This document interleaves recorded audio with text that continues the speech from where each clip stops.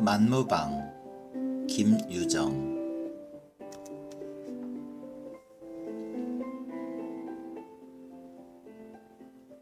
산골에 가을은 물은 오갔다. 아름드리 노송은 삑삑히 늘어 박혔다. 무거운 송락을 머리에 쓰고 건들건들 세세히 끼인 도토리, 벗, 돌배, 갈립들은 울긋불긋. 잔디를 적시며 맑은 샘이 쫄쫄거린다. 산토끼 두 놈은 한가로이 마주 앉아 그 물을 할짝거리고 이따금 정신이 나는 듯 가랑잎은 우수수하고 떨린다. 산산한 산들바람, 귀여운 들국화는 그 품에 새뜩새뜩 넘논다. 흙내와 함께 향긋한 땅김이 코를 찌른다. 요놈은 쌀이버섯, 요놈은 잎 썩은 내, 또 요놈은 송이, 아니 가시넝쿨 속에 숨은 박하풀 냄새로군.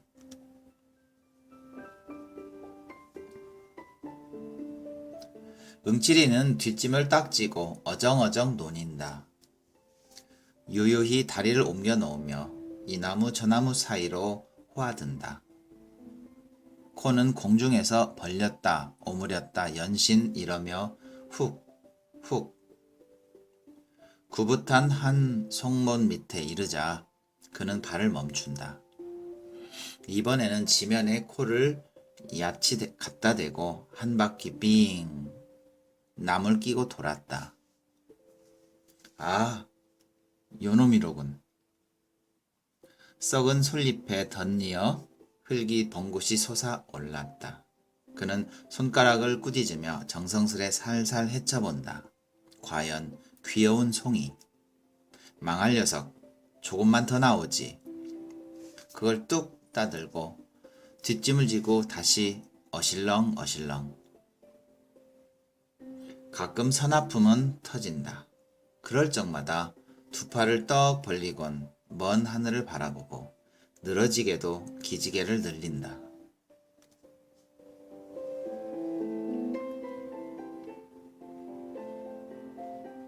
때는 한창 바쁠 추수 때이다. 농군치고 송이파적 나올 놈은 생겨나도 않았으리라. 하나 그는 꼭 해야만 할 일이 있었다. 싶으면 하고 말면 말고 그저 그뿐. 그러하면은 먹을 것이 덜어 있느냐면 있기는커녕 부쳐 먹을 농토조차 없는 계집도 없고 자식도 없고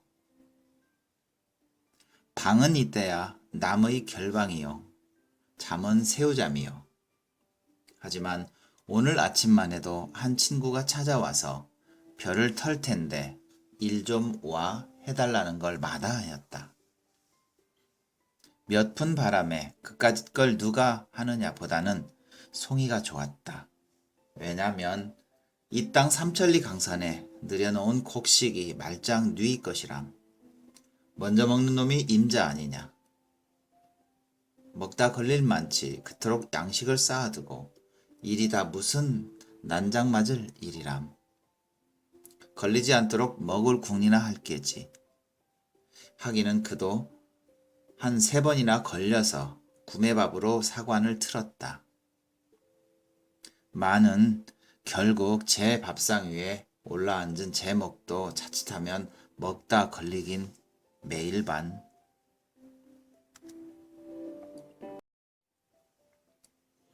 올라갈수록 덤불은 우겄다. 머루며 달에 칡, 게다 이름 모를 잡초. 이것들이 위아래로 이리저리 서리어 좀채 길을 내지 않는다. 그는 잔디길로만 돌았다. 넓적다리가 벌쭉이는 찢어진 고의 자락을 아끼며 조심조심 사려 딛는다. 손에는 칡으로 엮어 든 7개 송이. 늙은 소나무마다 가선 두리번거린다. 사냥개 모양으로 코로 쿡쿡 내를 한다. 이것도 송이 같고 저것도 송이 같고 어떤 게 알짜송이인지 분간을 모른다. 토끼똥이 소부룩한데 갈잎이 한 입 뚝 떨어졌다. 그 잎을 살며시 들어보니 송이 대구리가 불쑥 올라왔다. 매우 큰 송이인 듯 그는 반색하여 그 앞에 무릎을 털썩 꿇었다.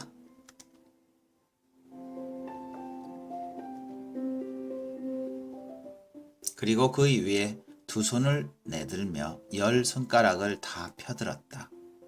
가만히 살살 흙을 헤쳐본다. 주먹만한 송이가 나타난다. 예, 이놈 크구나. 손바닥 위에 딱 올려놓고는 한참 들여다보며 싱글벙글한다. 우중충한 구석으로 바위는 벽같이 깎아질렀다.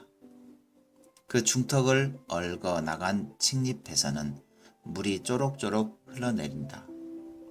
인삼이 썩어 내리는 약수라 한다. 그는 돌 위에 걸터 앉으며 또 한 번 하품을 하였다. 간밤 쓸데없는 노름에 밤을 팬 것이 몹시 나른하였다. 따사로운 햇발이 숲을 새어든다. 다람쥐가 솔방울을 떨어치며 어여쁜 할미새는 앞에서 알씬거리고 동리에서는 타작을 하느라고 와글거린다. 흥겨워 외치는 목성, 그걸 억누르고 공중에 응응 진동하는 벼 터는 기계소리.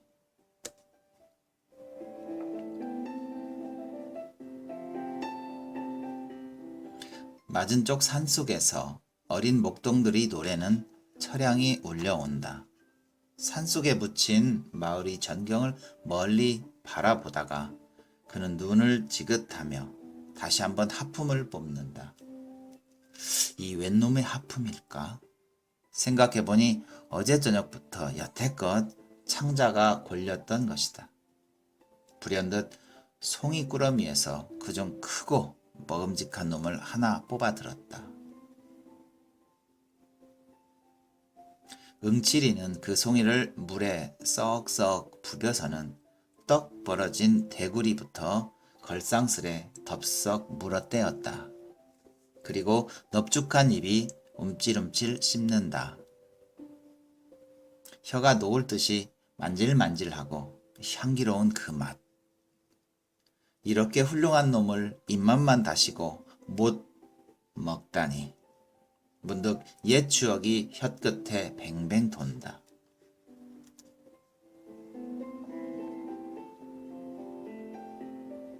이놈을 맛보는 것도 참 근자의 일이다. 간불생심이지 어디 냄새나 똑똑히 맡아보리. 산속으로 쏘다니다 백판 못 따기도 하려니와 덜어 딴다는 놈은 행여 상할까봐 손도 못 대게 하고 집에 내려다 묻고 하는 것이다.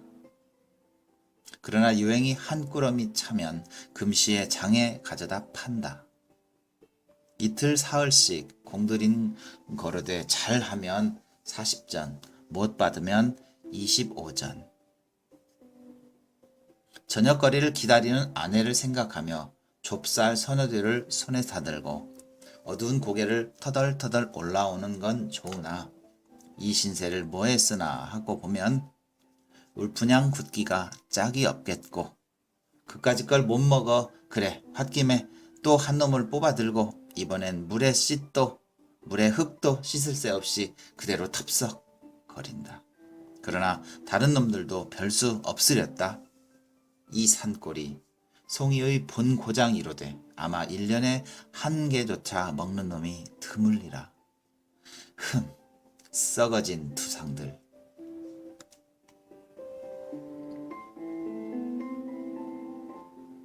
그는 폭넓은 얼굴을 일그리며 남이나 들으란 듯이 이렇게 비웃는다. 썩었다 하면 대생겼다 모멸하는 그의 언투였다. 먹다 나머지 송이 꽁댕이를 바로 자랑스러이 입에다 칫들이곤 트림을 섞어가며 우물거린다. 송이 2개가 들어가니 이제는 더 먹을 재미가 없다. 뭔가 좀 든든한 걸 먹었으면 좋겠는데. 떡, 국수, 말고기, 개고기, 돼지고기. 그렇지 않으면 쇠고기냐. 아따, 궁한 판이니 아무거나 있으면 속중으로 여러 가지를 먹으며 시름 없이 앉는다. 그는 눈꼴이 슬그머니 돌아간다. 웬놈의 닭인지 암탉 한 마리가 조 옆에 무덤 앞에서 뱅뱅 맨다. 골골거리며 감도는 걸 보매 아마 알짜리를 보는 맥이라. 그는 돌에서 궁뎅이를 들었다. 낮은 하늘로 외면하여 못 본 척하고 닭을 향하여 적현으로 널찍이 돌아 내린다. 그러나 무덤까지 왔을 때 몸을 돌리며 후, 후, 후. 이 자식이 어딜 가? 후. 2팔을 벌리고 쫓아간다. 산꼭대기로 치모니 닭은 허둥지둥 갈 길을 모른다. 요리 맡긴 조리 맡긴 꼬꾸대거리며 속만 태울 뿐. 그러나 바위틈에 끼어 왁살스러운 그 주먹에 모가지가 둘로 나기에는 불과 몇 분 못 걸린다. 그는 으슥한 숲속으로 찾아들었다. 닭의 껍질을 홀랑 까고서 2 다리를 들고 찢으니 배창이 옆구리로 꿰진다. 그놈은 긁어 뽑아서 껍질과 한데 뭉치어 흙에 묻어 버린다.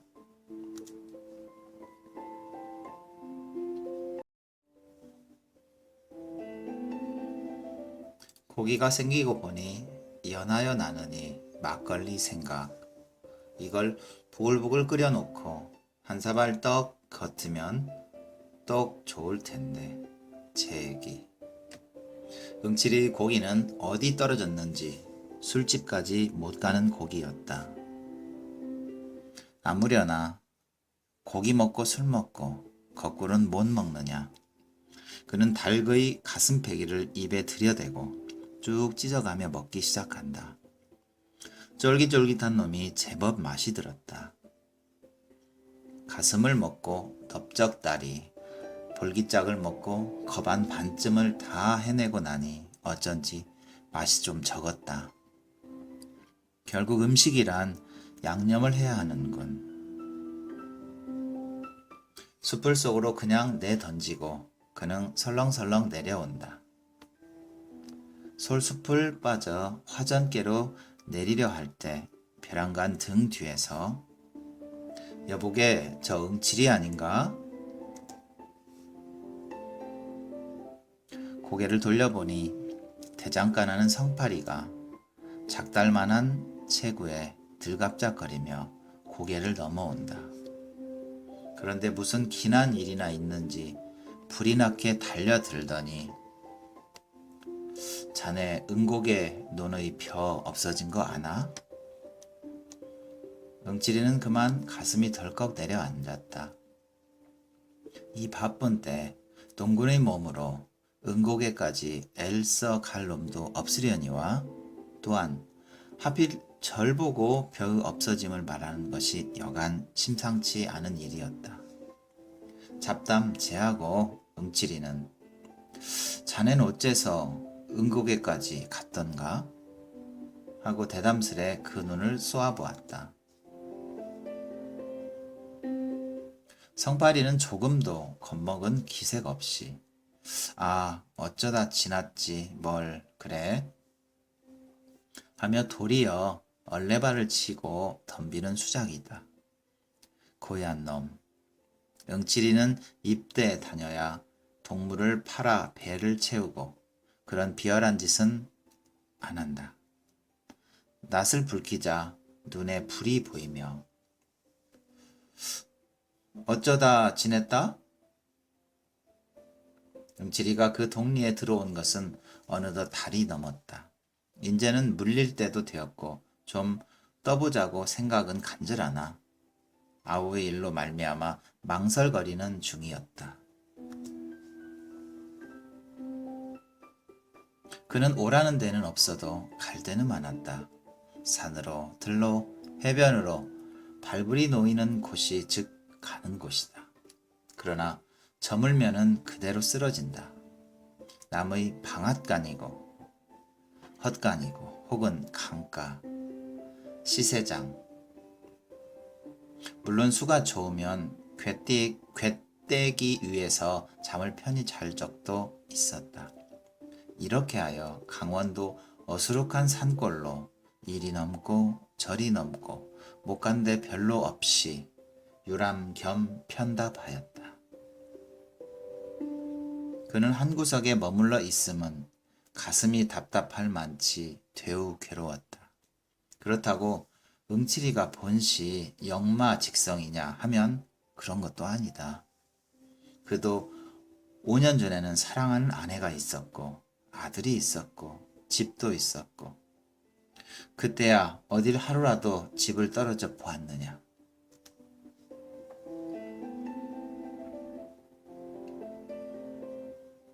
밤마다 아내와 마주 앉으면 어찌하면 이 살림이 좀 늘어볼까 풀어볼까. 애간장을 태우며 갖은 국리를 되하고 되하였다마는 별 뾰족한 수는 없었다. 농사는 열심으로 하는 것 같은데 알고 보면 남는 건 겨우 남의 빚뿐. 이러다가는 결말엔 복면을 면치 못할 것이다. 하루는 밤이 깊어서 코를 골며 자는 아내를 깨웠다. 밖에 나아가 우리의 세간이 몇 개나 되는지 세어보라 하였다. 그리고 저는 벼 위에 먹을 갈아 찍어 들었다. 벽에 바른 신문지는 누렇게 끄을렀다. 그 위에다 아내가 불러주는 물목대로 일일이 내려 적었다. 독이 3개, 호미가 2, 낫이 하나로부터 밥사발, 젓가락, 집이 석단까지. 그 다음에는 제가 빚을 얻어온데 그 사람들의 이름을 쭉 적어 놓았다.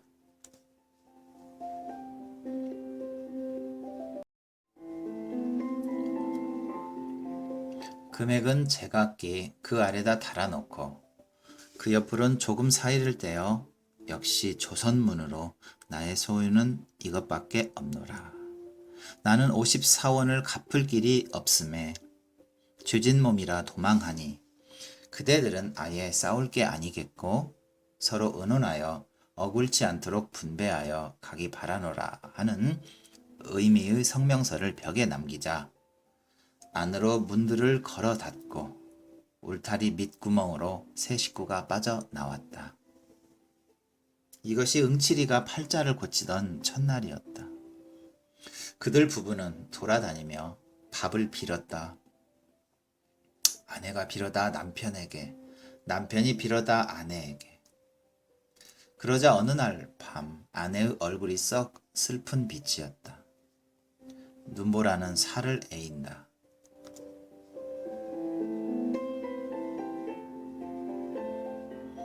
다 쓰러져가는 물방앗간 한 구석에서 섬을 두르고 어린애에게 젖을 먹이며 떨고 있더니 여보게유 하고 고개를 돌린다.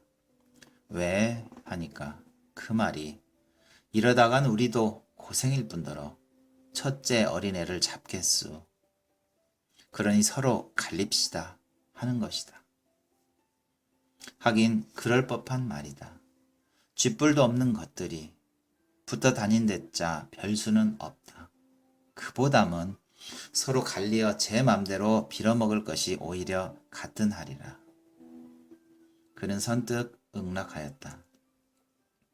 아내의 말대로 개가를 해가서 젖먹이나 잘 키우고 몸성이 있으면 혹 연분이 다 다시 만날지도 모르니깐. 마지막으로 아내와 같이 땅바닥에서 나란히 누워 하룻밤을 새고 나서 날이 환해지자 그는 툭툭 털고 일어섰다. 내 팔자란 응칠이의 팔자이겠다.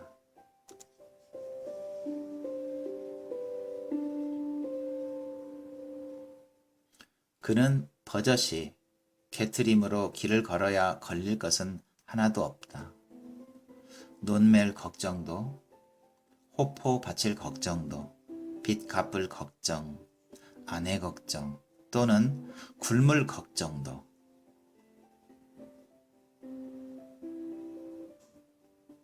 호동그라니 털고 나서니 팔자 중에는 아주 상팔자다. 먹고만 싶으면 도야지구, 닭이구, 개구, 언제나 옆을 떠날 새 없겠지. 그리고 돈도. 그러나 주재소는 그를 노려보았다. 툭하면 오라, 가라 하는데 학질이었다. 어느 동리고 가 있다가 불행히 일만 나면 누구보다도 그부터 붙들려 간다. 왜냐하면 그는 전과 사범이었다. 처음에는 도박으로, 다음엔 절도로, 또 그 다음에는 절도로.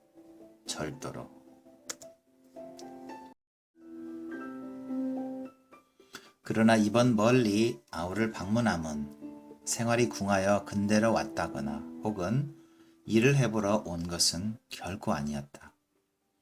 혈족이라곤 단 하나의 동생이요. 또한 오래 못 본지라 때없이 그리웠다. 그래 모처럼 찾아온 것이 뜻밖의 덜컥 이를 만났다. 지금까지 논의 벼가 서 있다면 그것은 성한 사람의 짓이라 안 할 것이다. 응호는 응곡의 논의 벼를 여태 베지 않았다. 물론 응호가 베어야 할 것이다. 누가 듣던지 그 형 응칠이를 먼저 의심하리라. 그럼 여기에 따르는 모든 책임을 응칠이가 혼자 지지 않으면 안 될 것이다. 응호는 진실한 농군이었다. 나이 31로 무던히 철났다 하고 동리에서 쳐주는 모범 청년이었다. 그런데 벼를 베지 않는다. 남은 다들 걷어들였고 털기까지 하려면 그는 벨 생각조차 않는 것이다.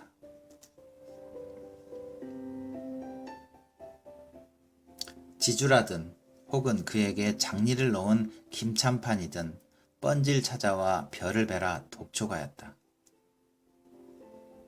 얼른 털어서 낼 건 내야지 하면 그 대답은 계집이 죽게 됐는데 벼는 다 뭐지요? 하고 한결같이 내뱉는 소리뿐이었다. 하기는 응호의 아내가 지금 기지 사경임에 틈은 없었다. 하더라도 돈이 놀아서 약을 못 쓰는 이 판이니 진시벼라도 털어야 할 것이다. 그러면 왜 안 털었던가?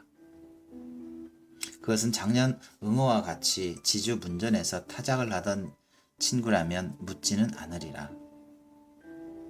한 해 동안 애를 졸이며 호자식 모양으로 알뜰히 가꾸던 그 벼를 거두어 드림은 기쁨에 틀림없었다. 꼭두 새벽부터 예 하며 괴로움을 모른다.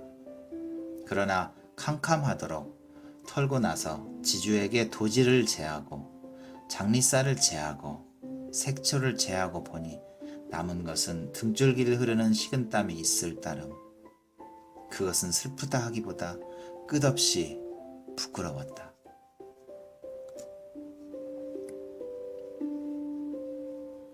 같이 털어주던 동무들이 빤히 보고 섰는데 빈 지게로 덜렁거리며 집으로 돌아오는 건 진정 열적기 짝이 없는 노릇이었다. 참다 못해 응호는 눈에 눈물이 흘렀던 것이다. 가뜩한데 엎치고 덮치더라도 올해는 고나마 흉작이었다. 새바람과 비의 벼는 깨깨 비틀렸다. 이놈을 가을 하다간 먹을 게 남지 않으면 물론이요. 빚도 다 못 가릴 모양. 에라 빌어먹을 거 너들끼리 캐다 먹든 말든 멋대로 하여라 하고 내던져 두지 않을 수 없다. 벼를 거뒀다고 말만 나면 빚쟁이들은 우우 몰려들 거니깐. 응칠이의 죄목은 여기에서도 또렷이 드러난다. 국으로 가만만 있었다면 좋은 걸 이 사품에 뛰어들어 지주 뺨을 제법 갈긴 것이 응칠이었다.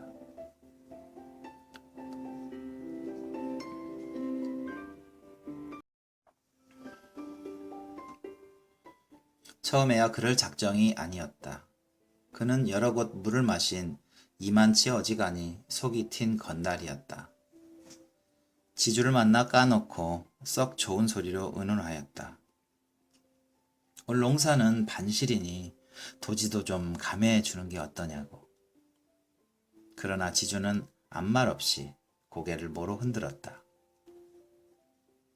정 이러면 하여튼 1년품은 빼야 할 테니 나는 그 돈에다 불을 지르겠수 하여도 잠자코 응치 않는다. 지주로 보면 자기로도 그 변은 넉넉히 걷어들일 수는 있다마는 한번 버릇을 잘못해 놓으면 어느 작인까지 행실을 벌일까 염려하여 겉으로 독촉만 하고 있는 터이었다. 실상이야 곳까지 볕쯤 있어도 그만 없어도 그만. 그 심보를 눈치채고 응칠이는 화를 벌컥 낸 것만은 좋으나 저도 모르게 대뜸 주먹뺨이 들어갔던 것이다. 이렇게 문제 중에 있는 벼인데 귀신의 노름 같은 변괴가 생겼다. 다시 말하면 벼가 없어졌다. 그것도 병들어 쓰러진 죽정이는 제쳐놓고 무얼로 그랬는지 알짱 이상만 따갔다. 그 면적으로 어림하면 아마 못돼도 한 덴말가량은 될는지.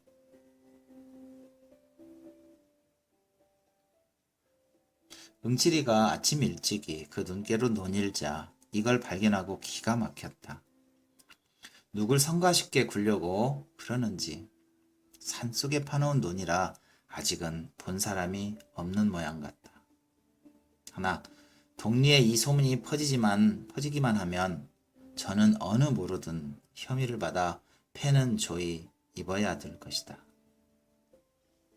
응칠이는 송이도 송이려니와 실상은 궁리에 빠졌다. 속중으로 지목 갈 만한 놈을 여럿 들어보았으나 이렇다 찍을 만한 증거가 없다. 어쩌면 재성이나 성팔이 이 둘 중의 지실이라 하고 결국 이렇게 생각던 것도 응칠이가 아니면 안 될 것이다.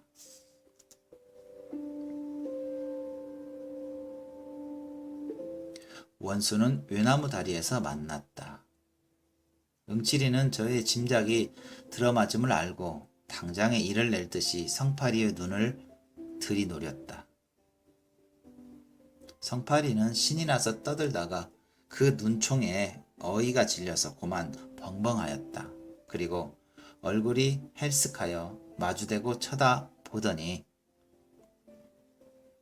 그래 자네 왜 그렇게 노하나? 지내다 보니깐 그렇길래 일테면 자네 보고 얘기지 뭐 하고 뒷갈망을 못하여 우물쭈물한다. 누하긴 누가 노해? 응칠이는 뻗팅겼던 몸에 좀 더 힘을 올리며 응고개를 어째 갔더냐 말이지? 놀러 갔다 오는 길인데 우연히. 놀러 갔다? 거기가 노는 덴가? 글쎄 그렇게까지 물을 건 뭔가? 난 응고개 아니라 서울은 못 갈 사람인가?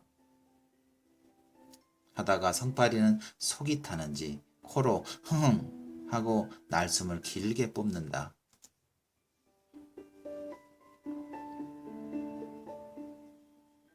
이렇게 나오는 데는 더 물을 필요가 없었다. 성팔이란 놈도 여간 내기가 아니요 구장내 소신가 뭔가 떼다 먹고 한번 다녀온 놈이었다. 많이 사귀지는 못했으나 동리 평판이 그놈과 같이 다니다가는 엉뚱한 일 만난다 한다. 이번에 응칠이 저 역시 그 섭수에 걸렸음을 알고 그야 응고개라고 못 갈 리 없을 테 하고 한번 얻먹다. 그러나 자네도 알다시피 어디야 거기 바로 길이 있다든지 사람 사는 동리라면 혹 모른다 하지만은 성한 사람이야 은곡에 뭘 먹으러 가나? 그렇지 자네야 심심하니까 하고 앞을 꽉 눌러 등을 떠본다. 여기에는 대답 없고 성팔이는 덤덤히 쳐다만 본다. 무엇을 생각했는가 한참 있더니 호주머니에서 단품값을 꺼낸다. 우선 제가 한 개를 물고 또 하나를 뽑아 내대며 권련 하나 피우게 매우 듬직한 낯을 해보인다. 이놈이 이의 밝기가 몹시 밝은 성팔이다. 턱없이 권련 하나라도 선심을 쓸 골자가 아니리라 생각은 하였으나 그렇다고 얘까지 부르대는 건 도리어 저의 처지가 불리하다. 그것은 짜장 그 손에 넘는 짓이니 웬 권련은 이래? 하고 슬쩍 눈치며 성량 있겠나? 일부러 불까지 거대게 하였다.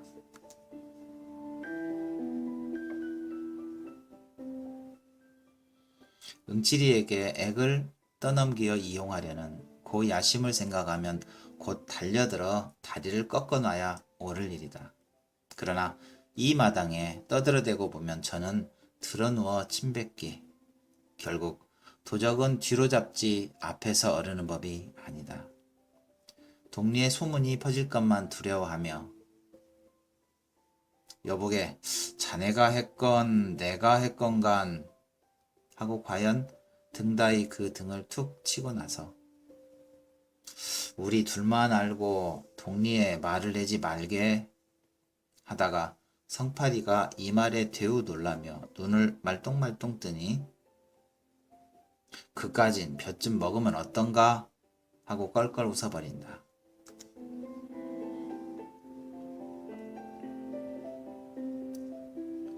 성팔이는 한굽 접히어 말문이 메었는지 얼떨하여 입맛만 다신다. 아예 말을 내지 말게 알지? 하고 다시 다질 때에야 겨우 주저주저 입을 열며 내야 무슨 말을 내겠나? 하고 조금 사이를 떼어 또 내야 무슨 말을 그건 염려 말게 하더니 비실비실 몸을 돌리어 저 갈 길을 내걷는다. 그러나 저 앞 고개까지 가는 동안에 두 번이나 돌아다 보며 이쪽을 살피고 한 것만은 사실이었다. 응칠이는 그 꼴을 극히 바라보고 입 안으로 죽일 놈 하였다. 아무리 도적이라도 같은 동료에게 제 죄 넘겨 씌우려 함은 도저히 의리가 아니다. 그건 그렇다 치고 응호가 더 딱하지 않은가. 기껏 힘들어 지어 놓았다. 남 좋은 일 한 것을 안다면 눈이 뒤집힐 일이겠다. 이래서야 어디 이웃을 믿어보겠는가. 확적히 증거만 있어 이놈을 잡으면 대번에 요절을 내리라 결심하고 응칠은 침을 탁 뱉어 던지고 산을 내려온다. 그런데 그놈의 행티로 가는 보면 응칠이 저만치는 때가 못 벗은 도적이다. 어느 미친놈이 논두렁에까지 가세를 들고 오는가. 격식도 모르는 풋둥이가 그러려면 바로 조 낯가리나 수수 낯가리 말이지. 그 속에 들어앉아 가위로 쏙닥거려야 들킬 일도 없고 일도 편하고 두푸대고 세푸대고 마음껏 딸 수도 있다. 그러나 틈보고 집으로 나르면 그만이지만 누가 노느 벼를 다 그렇게도 벼에 걸신이 들었다면 바로 남의 집 머슴으로 들어가 한 달포 동안 주인 앞에 얼렁거리며 신용을 얻어오다가 주는 옷이나 얻어 입고 다들 잠들거든 뱃섬이나 두둑히 짊어매고 덜렁거리면 그뿐이다. 이건 맥도 모르는 게 남도 못 살게 굴려고 에이 망할 자식도. 그는 분노에 살이 다 부들부들 떨리는 듯 싶었다. 그러나 이런 좀도둑이란 봉이 나기 전에는 바짝 물고 덤비는 법이었다. 오늘 밤에는 요놈을 지켰다 꼭 붙들어 가지고 정강이를 분질러 놓으리라. 밥을 먹고는 태연이 막걸리 한 사발을 컬떡컬떡 들이키자 커. 가을이 되니까 맛이 행결났군.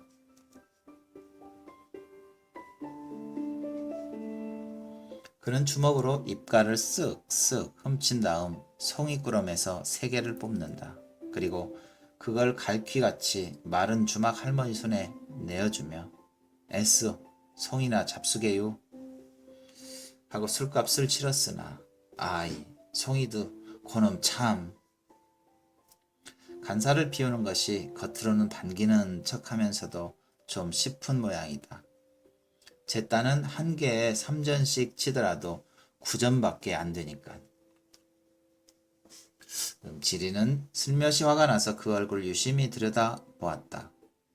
움푹 들어간 볼테기에 저건 또 왜 저리 멋없이 붉어졌는지 툭 나온 광대뼈하고 치마 아래로 남실거리는 발가락은 자칫 잘못 보면 황새 발목이니 이건 언제 잡아가려고 남겨두는 거야?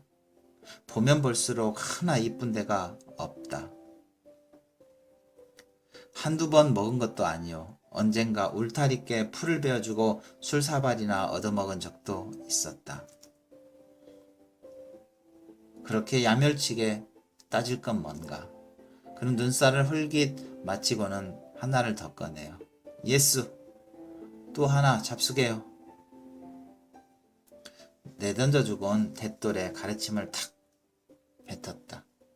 그제야 식성이 좀 풀리는지 그 가축으로 웃으며 아이고 이거 자꾸 주면 어떻게 해. 어떡하긴 자꾸 살찌게요. 하고 한마디 턱 쏘고 일어서다가 무엇을 생각하는지 다시 툇말에 주저앉는다. 그런데 참 요즘 성팔이 보셨수? 아니 당최 볼 수가 없더구만. 술도 안 먹으러 와요? 안 와? 하고는 입속으로 뭐라 중얼거리며 의아한 낯을 들더니 왜 또 뭐 이리? 아니요 본지가 오래니깐. 응치리는 말끝을 얼버무리고 고개를 돌려 한 대를 바라본다. 벌써 점심때가 되었는지 닭들이 요란히 울어댄다. 논두구의 미루나무는 부하고 또 부하고 잎이 날려 팔랑팔랑 하늘로 올라간다. 성파리가 이 마을에서 얼마나 살았지요? 글쎄 재작년 가을이지 아마. 하고 장죽을 빡빡 빨더니 근데 또 떠난다든가 홍천인가 어디 저 성님한테로 간대. 하고 그게 옳지. 여기서 뭘 하느냐. 대장간이라고 일이나 많으면 모르거니와 밤낮 파리만 날리는데 그보다는 저 형이 크게 농사를 짓는다니 그 뒤나 거들어주고 국으로 얻어먹는 게 신상에 편하겠지. 그래 불일간 처자식을 데리고 아마 떠나리라고 하고 농구는 그저 농사를 지어야 돼. 내일 술 먹으러 또 오지요. 간단히 인사만 하고 응치리는 다시 일어났다. 주막을 나서니 옷깃을 스치는 개운한 바람이다. 밭 둔턱의 대추는 척척 늘어진다. 멀지 않아 겨울은 또 오렸다. 그는 응우 집을 바라보며 그간 죽었는지 궁금하였다. 응우는 봉당에 걸터 앉았다. 그 앞 화루에는 약이 바글바글 끓는다. 그는 정신없이 들여다보고 앉았다. 우중충한 방에서는 아내의 가쁜 숨소리가 들린다. 쌕 하다가 아이고 하고는 까무러지게 콜록거린다. 가래같이 밀어 몹시 괴로운 모양. 뽑아줄 사이가 없이 풀들은 뜰에 엉켰다. 흙이 드러난 지붕에는 망초가 휘엉청 바람은 가끔 찾아와 쌀이 문을 흔든다. 그럴 적마다 문은 을씨는스럽게 삐걱삐걱. 이웃의 발발이는 부엌에서 한창 바쁘게 달그락거린다. 엄마는 아침에 아내에게 먹이고 남은 조죽밖에야.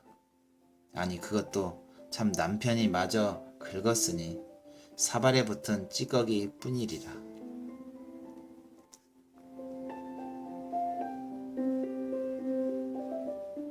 거 다 졸았나 보다.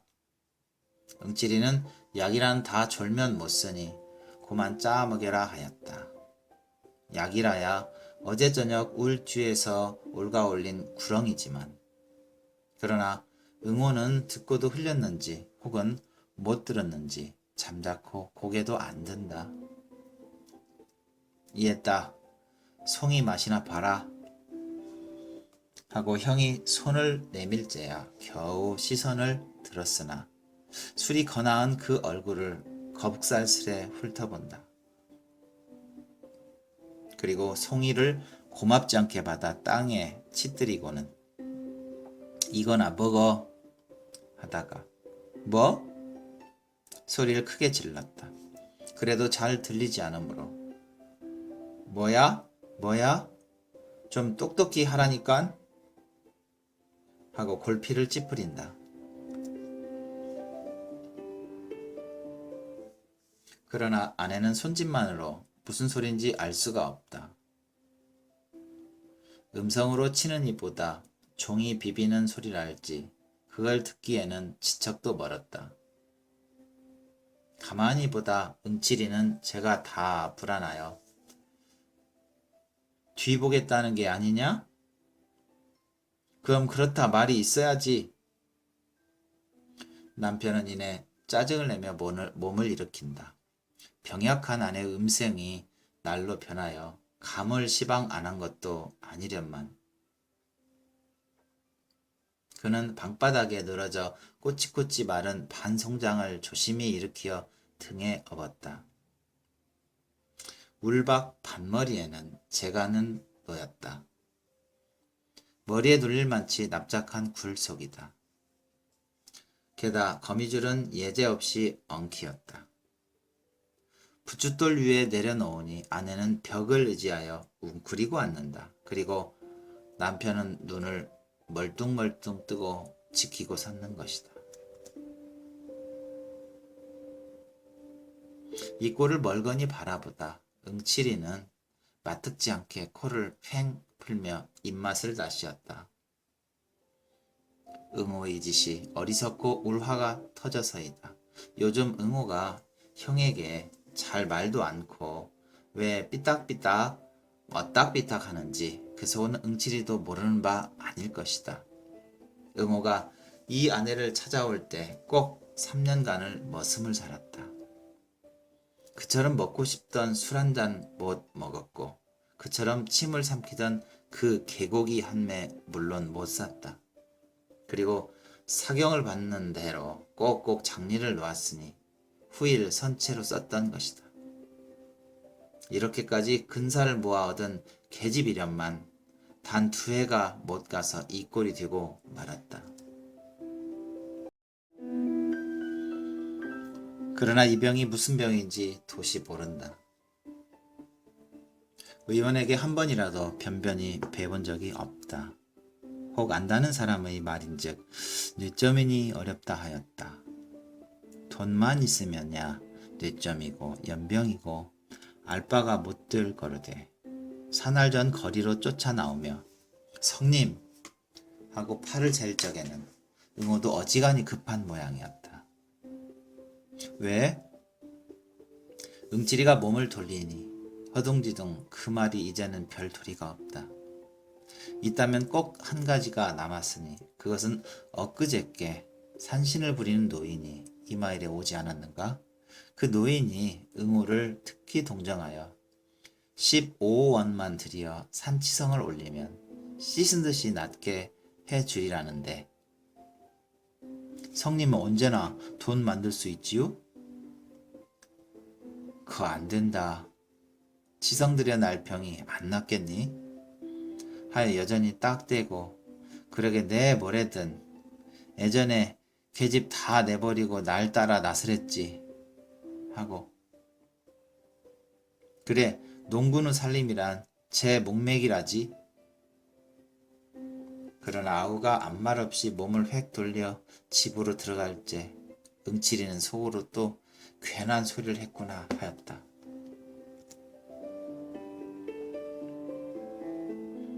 응호는 도로 아내를 업어다 방에 뉘었다.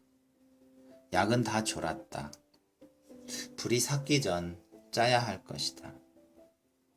식기를 기다려 약사발에 입을 대어주니 아내는 군말 없이 그 구렁이 물을 껄떡껄떡 들이마신다.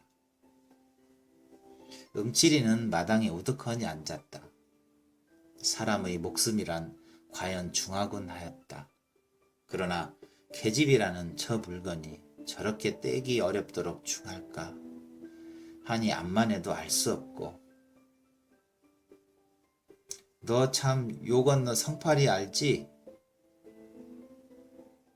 너하고 친하냐? 성이 뭘 했는데 그 대답 좀 하렴? 하고 소리를 빽 질러도 아우는 대답은 말고 고개도 안 든다.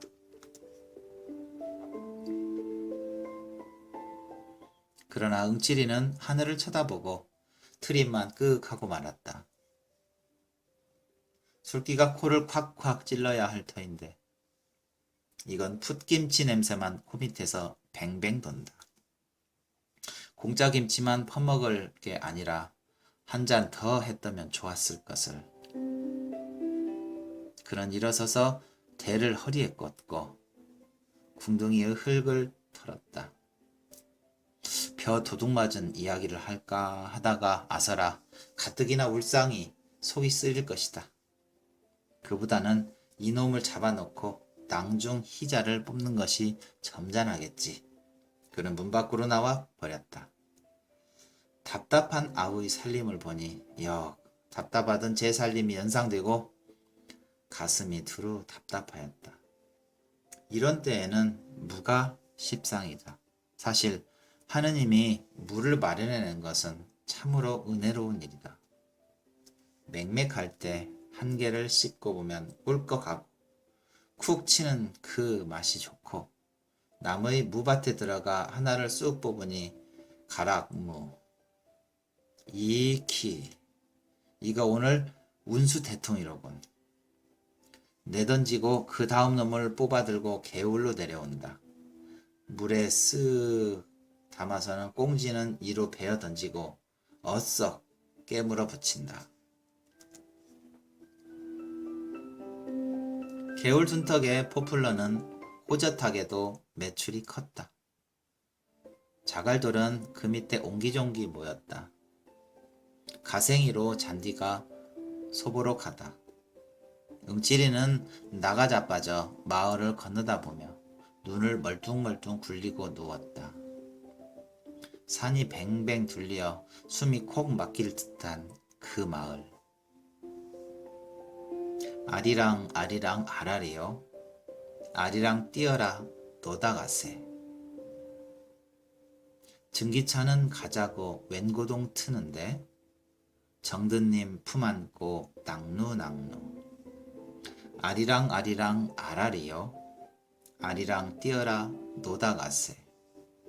내일 갈지 모레 갈지 내 모르는데 옥시기 강낭이는 심어 뭐하리.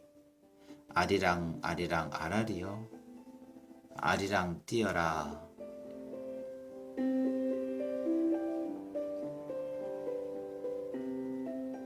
그는 콧노래로 이렇게 흥얼거리다 갑작스레 강릉이 그리웠다. 펄펄 뛰는 생선이 좋고 아침 햇살이 빗기어 힘차게 출렁거리는 그 물결이 좋고 이까지 둠 구석에서 쪼들거리는데 대단히. 그래도 저 딴엔 무어 농사 좀 지었답시고 악을 폭폭 쓰며 잘도 떠들어댄다. 하지만 그런 중에도 어디인가 형용치 못할 쓸쓸함이 떠돌지 않는 것도 아니다. 30여 년 전 술을 빚어놓고 쇠를 올리고 흥에 질려 어깨춤을 덩실거리고 이러던 과일가는 저 딴 쪽이다. 가을이 오면 기쁨에 넘쳐야 될 시골이 점점 살기만 뛰어오면 웬일인고. 이렇게 보면 재작년 가을 어느 밤 산중에서 낫으로 사람을 찍어 죽인 강도가 문득 머리에 떠오른다. 장을 보고 오는 농군이 죽였다.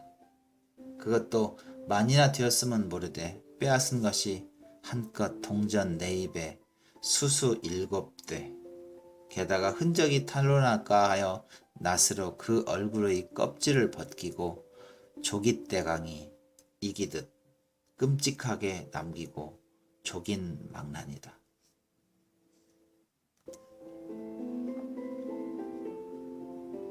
흉측한 자식, 그 알량한 돈 사전에 나 같으면 가여워 덧돈을 주고라도 왔으리라. 이번 놈은 그따위 깍딱이나 아닐는지 할 때 찬 김과 아울러 치미는 소름에 머리끝이 다 쭈뼛하였다. 그간 아우의 농사를 대신 돌봐주기에 이럭저럭 날이 늦었다. 오늘 밤에는 이놈을 다리를 꺾어놓고 내일쯤은 봐서 설렁설렁 뜨는 것이 옳은 일이겠다. 이 산을 넘을까 저 산을 넘을까 주저거리며 속으로 점을 치다가 슬그머니 코를 골아 올린다.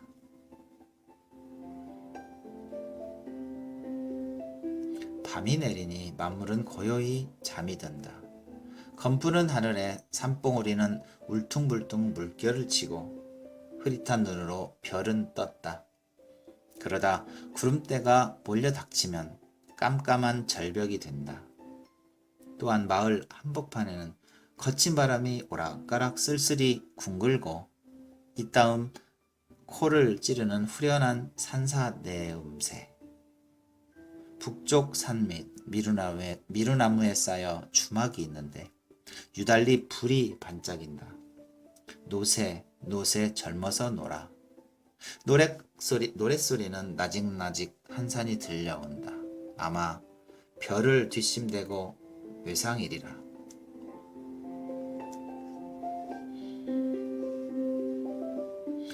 응칠이는 잠자코 벌떡 일어나 바깥으로 나갔다. 그리고 다 나와서야 그 집 친구에게 눈치를 안 채이도록 내 잠깐 다녀옴세. 어딜 가나?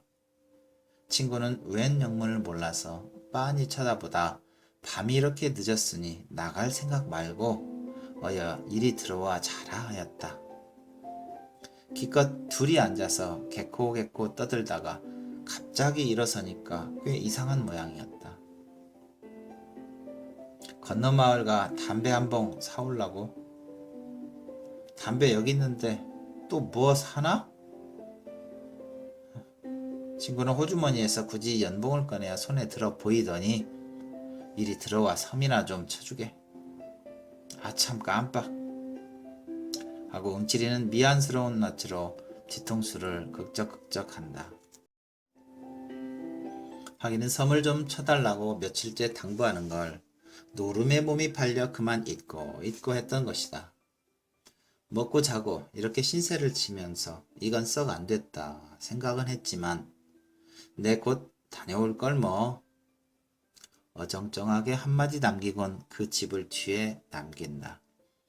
그러나 이 친구는 그럼 곧 다녀오게 하고 때를 제치는 법은 없었다.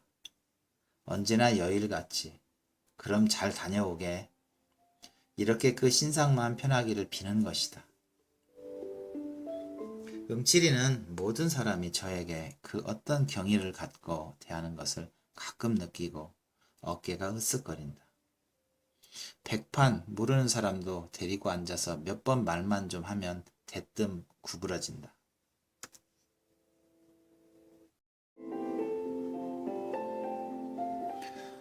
그렇게 장한 것인지 그 일을 하다가 그 일이라야 도적질이지만 들어가 욕보던 이야기를 하면 그들은 눈을 커다랗게 뜨고 아이고 그걸 어떻게 당하셨수? 하고 저기 놀라면서도 그래 그 돈은 어떻겠수? 또 그럴 생각이 납디까요? 참 우리 같은 농군에 되면 호강살이요. 하고들 한편 썩 부러운 모양이었다. 저들도 그와 같이 진탕 먹고 살고는 싶으나 주변 없어 못하는 그 물분에서 그런 이야기만 들어도 다소 위안이 되는 것이다. 응칠이는 이걸 잘 알고 그 누구를 논에다 거꾸로 박아놓고 달아나다가 붙들려 경치던 이야기를 부지런히 하며 자네들은 안적 멀었네 멀었어 하고 흰소리를 치면 그들은 옳다는 뜻이겠지. 묵묵히 고개만 껐덕껐덕하며 속없이 술을 사주고 담배를 사주고 하는 것이다. 그런데 이번 별을 훔쳐간 놈은 응칠이를 마구 넘보는 모양 같다. 이렇게 생각하면 응칠이는 더욱 괘씸하였다. 그는 물풀에 몽둥이를 벗삼아 논두끼를 질러서 산으로 올라간다. 이슥한 금음 칠야. 길은 어둡고 흐릿한 언저리만 눈앞에 아물거린다. 그 논까지 7마장은 느긋하리라. 이 마을을 벗어나는 어귀에 고개 하나를 넘는다. 또 하나를 넘는다. 그러면 그 다음 고개와 고개 사이에 수목이 울창한 산중턱을 비겨대고 몇 마지기의 논이 놓였다. 응어의 논은 그 중의 하나이었다. 길에서 썩 들어앉은 곳이라 잘 뵈도 않는다. 동리에 그런 소문이 안 났을 때에는 천행으로 본 놈이 없을 것이나 반드시 성파리의 성행임에는 응칠이는 공동묘지의 첫 고개를 넘었다. 그리고 다음 고개의 마루턱을 올라섰을 때 다리가 주춤하였다. 저 왼편 높은 산고랑에서 불이 반짝하다 꺼진다. 짐승불로는 너무 흐리고 아하 이놈들이 또 왔군. 그는 가던 길을 옆으로 세웠다. 더듬더듬 나뭇가지를 짚으며 큰 산으로 올라간다. 바위는 미끄러내리며 발등을 찢는다. 딸기 가시에 종아리는 따갑고 엉금엉금 기어서 바위를 끼고 감돈다.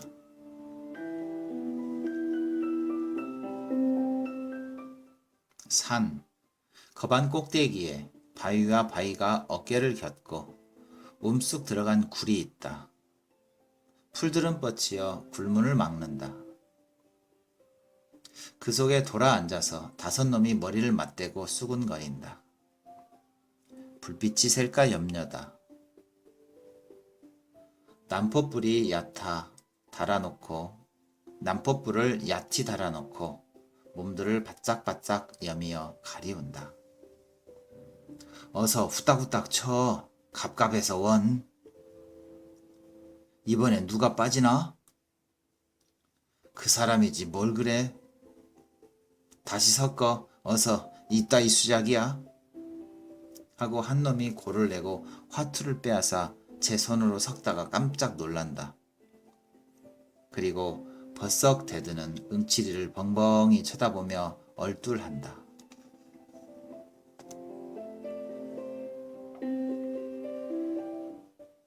그들은 응치리가 오는 것을 완고척이 싫어하는 눈치였다. 이런 애송이 노름판인데 응치리를 들였다가는 맥을 못 쓸 것이다. 속으로는 되우 끄덕거렸지만은 그렇다고 응칠이의 비위를 거스리면 더욱 좋지 못하므로 아, 응칠인가? 어서 들어오게 하고 선웃음을 치는 놈에 난 올 듯 하기에 자넬 기다렸지 하며 어수대는 놈. 하여튼 한캐 떠보세. 이놈들은 손을 잡아들이며 썩들 환영이었다. 응칠이는 그 속으로 들어서며 무서운 눈으로 좌중을 한번 훑어보았다.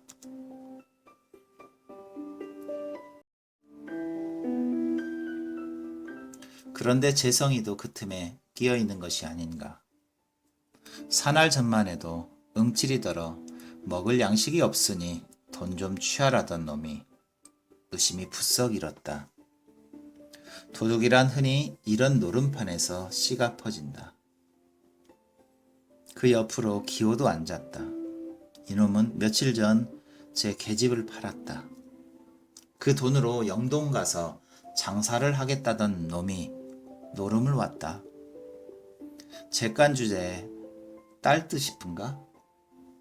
하나는 용구, 농사엔 힘 안 쓰고 노름에 몸이 달았다. 시키는 부역도 안 나온다고 독리에서 손돌을 맞을 놈이다. 그리고 남의 집 머슴 녀석. 뽐을 내고 멋없이 점잔을 피우는 중늙은이 상투쟁이. 이 물건은 어디서 날아왔는지 보지도 못하던 놈이다. 채, 이것들이 뭘 한다고?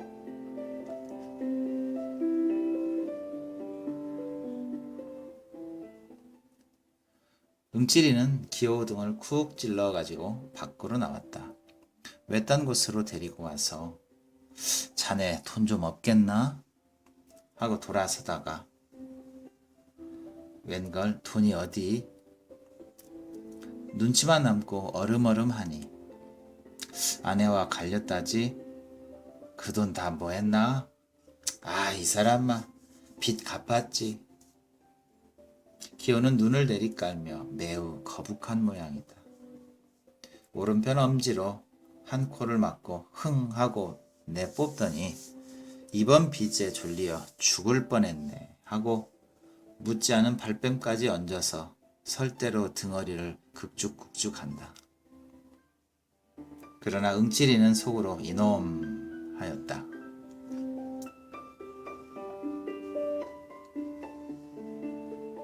응칠이는 실눈을 뜨고 기호를 유심히 쏘아 주었더니 꼭 4원 남았네 하고 선뜻 알리고 빚 갚고 못하고 흐지부지 녹았어. 어색하게도 혼잣말로 우물쭈물 웃어버린다.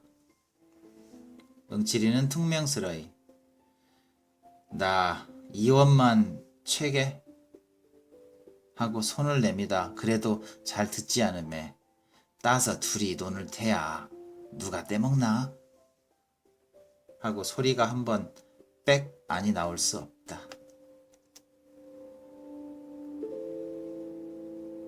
이 말에야 기호도 비로소 안심한 듯 저고리 섭을 쳐들고 훔척거리다 쭈삣쭈삣 꺼내 놓는다. 따는 응칠이의 솜씨면 낙자는 없을 것이다. 서로 재간이 모자라 잃는다면 우격이라도 도로 몰아갈 테니깐. 나도 한캐 떠보세. 응칠이는 우제스레 굴로 기어든다. 그 콧등에는 자신 있는 그리고 흡족한 미소가 떠오른다. 사실이지 노름만큼 그를 행복하게 하는 건 다시 없었다. 슬프다가도 화투나 투전장을 손에 들면 공연스레 어깨가 으쓱거리고 아무리 일이 바빠도 노름판은 옆에 두고 못 두고 지난다. 그는 이놈 저놈의 눈치를 슬쩍 한번 훑고 두 패로 나누지? 응칠이는 재성이와 용구를 데리고 한 옆으로 비켜 앉았다.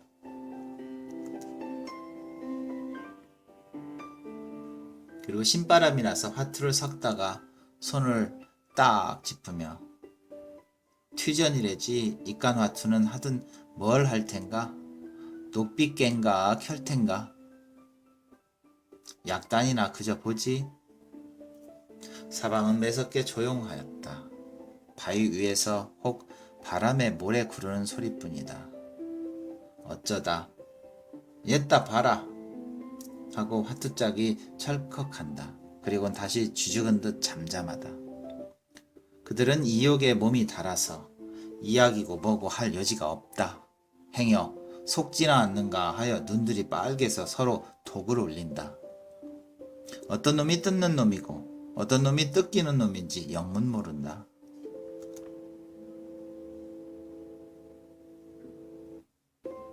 응칠이가 한 장을 내던지고 명월공산을 보기 좋게 떡 젖혀놓으니 이거 왜 숫자질이야? 용구는 고를 벌컥 내며 쳐다본다. 뭐가? 뭐라니? 아, 이 공산 자네 밑에서 빼내지 않았나? 봤으면 고만이지. 그렇게 노할 건 또 뭔가? 응칠이는 어설피 입맛을 쩍쩍 다시다. 그럼 이번엔 파토지? 하고 손의 화투를 땅에 내던지며 껄껄 웃어버린다. 이때 한 옆에서 벼랑간 이 자식 죽인가? 악을 쓰는 것이니 모두들 놀라며 시선을 본다.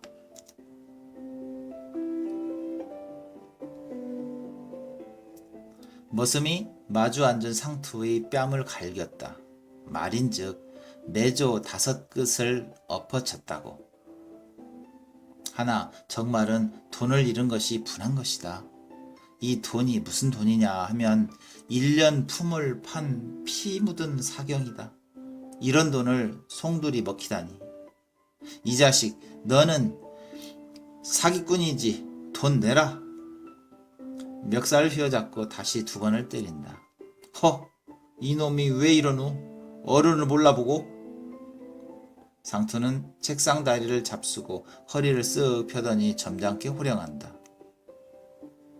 자식벌 되는 놈에게 뺨을 맞는 건 말이 좀 덜 된다. 약이 올라서 곧 이를 칠 듯이 엉덩이를 번쩍 들었으나 그대로 그러나 주저앉고 말았다. 악에 바짝 받친 놈을 건드렸다가는 결국 이쪽이 손해다. 더럽단 듯이 허허 웃고 버릇없는 놈 다 받고 하고 꾸짖은 것은 잘 됐으나 기어이 어이쿠 하고 그 자리에 푹 엎으러진다. 이마가 터져서 피가 흘렀다. 어느 틈엔가 돌멩이가 날아와 이마의 가죽을 터친 것이다. 응칠이는 싱글거리며 굴을 나섰다. 공연스레 쑥스럽게 일이나 벌어지면 성가신 노릇이다. 그리고 돈백이나 될 줄 알았더니 다 봐야 한 40원 될까 말까. 그걸 바라고 어느 놈이 앉았는가.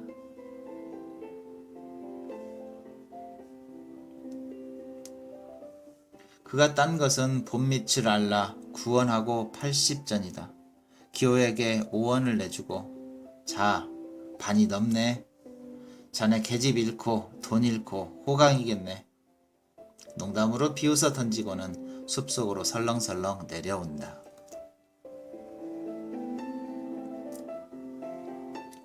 여보게 자네한테 청이 있네. 재성이 목이 말라서 바득바득 따라온다.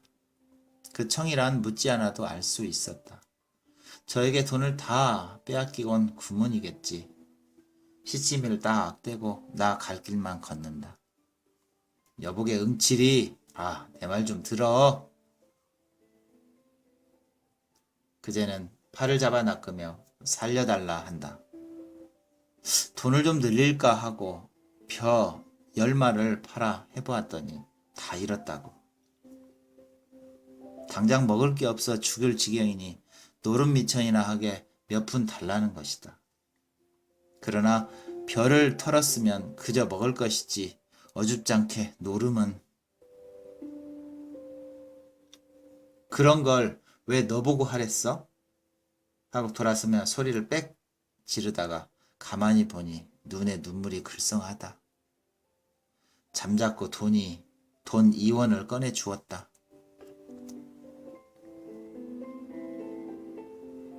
응칠이는 돌에 앉아서 팔짱을 끼고 덜덜 떨고 있다. 사방은 팽 돌려 나무에 둘러싸였다. 거무튀튀한 그 형상이 헐없이 무슨 도깨비 같다. 바람이 불 적마다 쏴 하고 음축맞게 건들거린다. 어느 때에는 짹짹 하고 목을 따는지 비명도 울린다. 그는 가끔 뒤를 돌아보았다. 별일은 없을 줄 아나 혹 뭐가 덤벼들지도 모른다. 선앙당은 바로 등 뒤다. 족제비인지 뭔지 요동통에 돌이 무너지며 바스락바스락 한다. 그 소리가 묘하게도 등줄기를 쭉 긁는다. 어두운 꿈속이다. 하늘에서 이슬은 내리어 옷깃을 축인다. 공포도 공포려니와 냉기로 하여 좀채로 견딜 수가 없었다.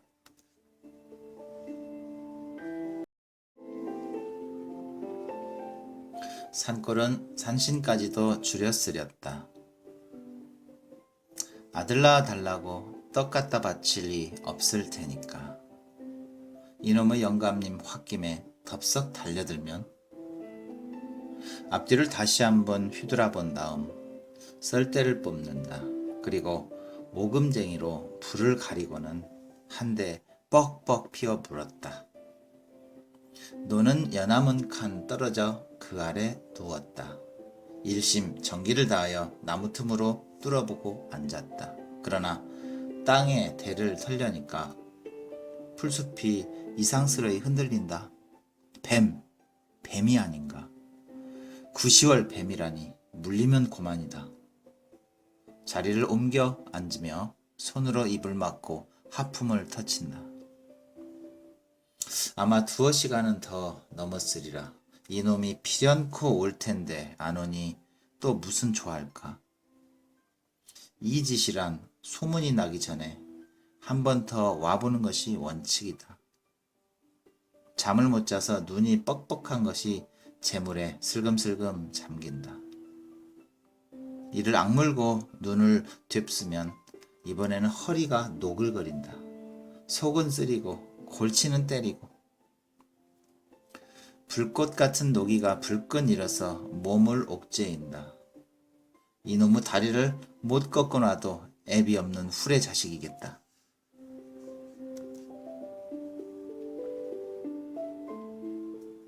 닭들이 새 회를 운다. 멀리 산을 넘어오는 그 음향이 퍽은 서글프다. 큰 비를 몰아드는지 검은 구름이 잔뜩 낀다. 하긴 지금도 빗방울이 뚝뚝 떨어진다. 그때 논둑에서 희끄무레한 헛개비 같은 것이 얼씬거린다. 정신을 바짝 차렸다. 영락없이 성팔이, 재성이 그들 중에 한 놈이리라. 이 고생을 시키는 그놈. 이가 북북 갈리고 어깨가 다 씩씩거린다. 몽둥이를 잔뜩 우려잡았다. 그리고 벌떡 일어나서 나무 줄기를 끼고 조심조심 돌아내린다. 하나 도랑쯤 내려오다가 그는 멈시라며 몸을 뒤로 물렸다. 늑대 2놈이 짝을 짓고 이편 산에서 저편 산으로 설렁설렁 건너가는 길이었다. 빌어먹을 늑대. 이것까지 말썽이람. 이마의 식은땀을 씻으며 도로 제자리로 돌아온다. 어쩌면 이번 이놈도 재작년 강도짝이나 안 들는지 급시에 불길한 예감이 뒤통수를 탁 치고 지나간다.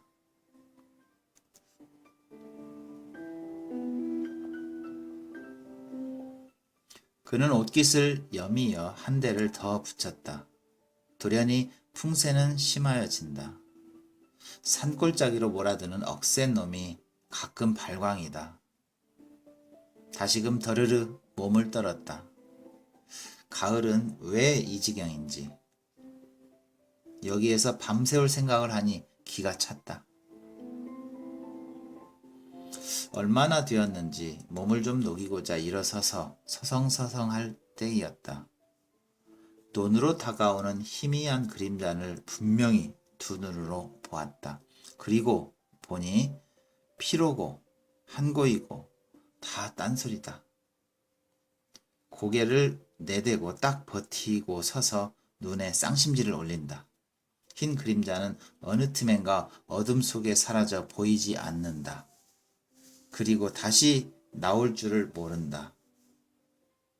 바람소리만 왱왱 칠 뿐이다. 다시 암흑속이 된다. 확실히 별을 훔치러 논 속으로 들어갔을 것이다. 역갱이 같은 놈이 굳은 날새를 기화삼아 맘껏 하겠지. 의리 없는 썩은 자식. 격장에서 같이 굶는 터에 오냐 대거리만 있거라.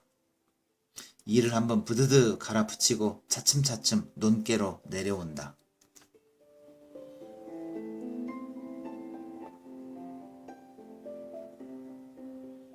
응치리는 논깨로 바뜩이 내려서서 소나무에 몸을 착 붙였다. 섣불리 서둘다간 나무의 횡액을 입을지도 모른다.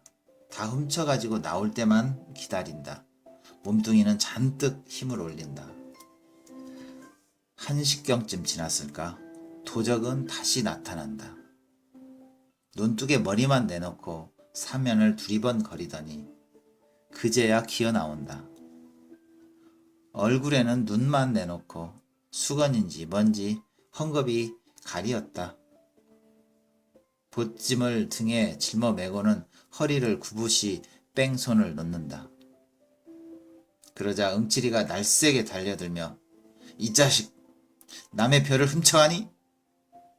하고 대포처럼 고함을 지르니 논둑으로 고대로 대굴대굴 굴러서 떨어진다. 얼결에 호되게 놀란 모양이다.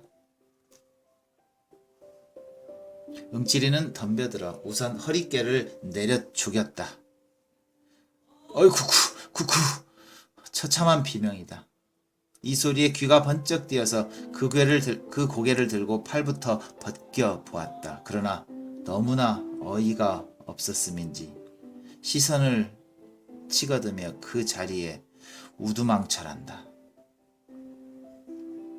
그것은 무서운 침묵이었다.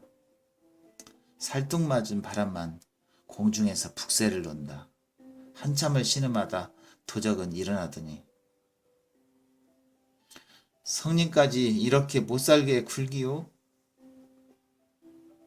제법 눈을 부라리며 몸을 획 돌린다. 그리고 느끼며 울음이 복받친다. 보찜도 내버린 채 내 것 내가 먹는데 누가 뭐래? 하고 대퉁스러이 내뱉고는 비틀비틀 논 저쪽으로 없어진다. 형은 너무 꿈속 같아서 멍하니 섰을 뿐이다.